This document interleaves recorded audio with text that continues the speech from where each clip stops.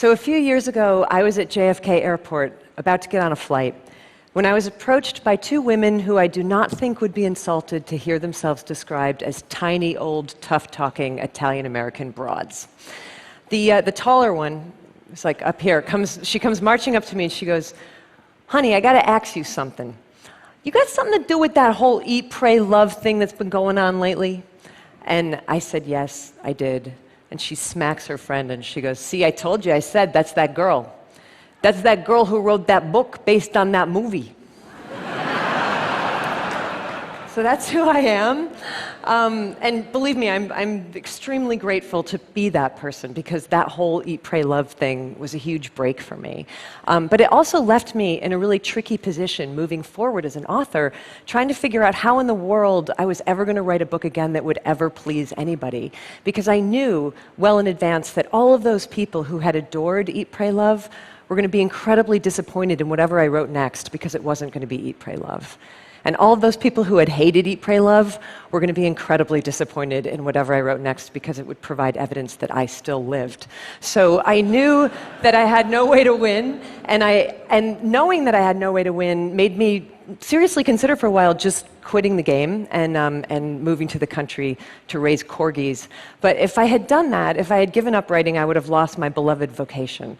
So I knew that the task was that I had to find some way to gin up the inspiration to write the next book, regardless of its inevitable negative outcome. In other words, I had to find a way to make sure that my creativity survived its own success. And I did in the end find that inspiration, but I found it in the most unlikely and unexpected place. I found it in lessons that I had learned earlier in life about how creativity can survive its own failure.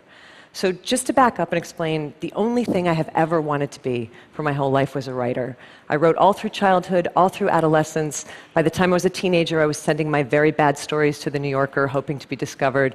After college, I got a job as a diner waitress, kept working, kept writing, kept trying really hard to get published, and failing at it. I failed at getting published for almost 6 years.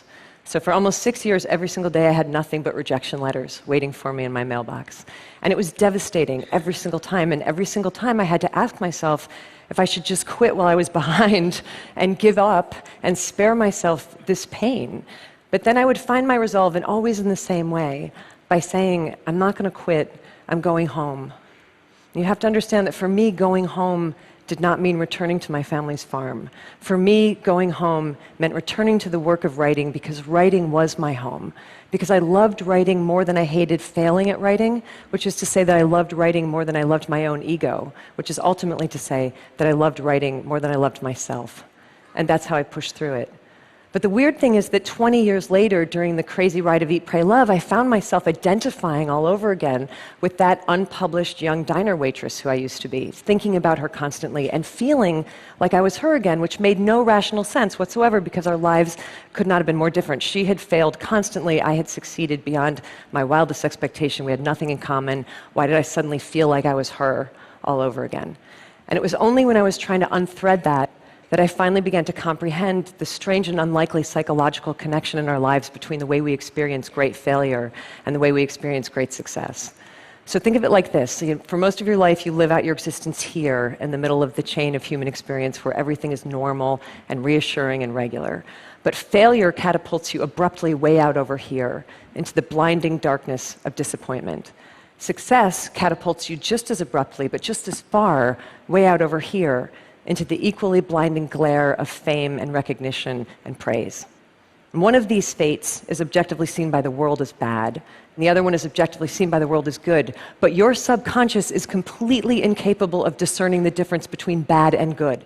The only thing that it is capable of feeling is the absolute value of this emotional equation, the exact distance that you have been flung from yourself. And there's a real equal danger in both cases of getting lost out there in the hinterlands of the psyche. But in both cases, it turns out that there is also the same remedy for self-restoration, and that is that you have got to find your way back home again as swiftly and smoothly as you can. And if you're wondering what your home is, here's a hint. Your home is whatever in this world you love more than you love yourself. So that might be creativity, it might be family, it might be invention, adventure, faith, service, might be raising corgis. I don't know. Your home is that thing to which you can dedicate your energies with such singular devotion that the ultimate results become inconsequential. For me, that home has always been writing. So after the weird, disorienting success that I went through with Eat, Pray, Love, I realized that all I had to do was exactly the same thing that I used to have to do all the time when I was an equally disoriented failure. I had to get my ass back to work. And that's what I did. And that's how, in 2010, I was able to publish the dreaded follow-up to Eat, Pray, Love. And you know what happened with that book? It bombed. And I was fine. Actually, I kind of felt bulletproof, because I knew that I had broken the spell, and I had found my way back home to writing for the sheer devotion of it.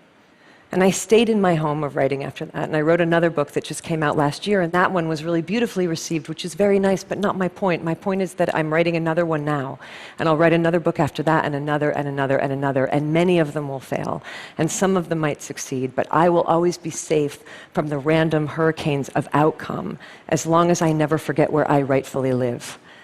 Look, I don't know where you rightfully live, but I know that there is something in this world that you love more than you love yourself. Something worthy, by the way. So addiction and infatuation don't count, because we all know that those are not safe places to live, right? The only trick is that you've got to identify the best, worthiest thing that you love most, and then build your house right on top of it, and don't budge from it. And if you should someday, somehow, get vaulted out of your home by either great failure or great success, then your job is to fight your way back to that home the only way that it has ever been done, by putting your head down and performing with diligence and devotion and respect and reverence whatever the task is that love is calling forth from you next. You just do that and keep doing that again and again and again, and I can absolutely promise you from long personal experience in every direction, I can assure you that it's all going to be okay. Thank you.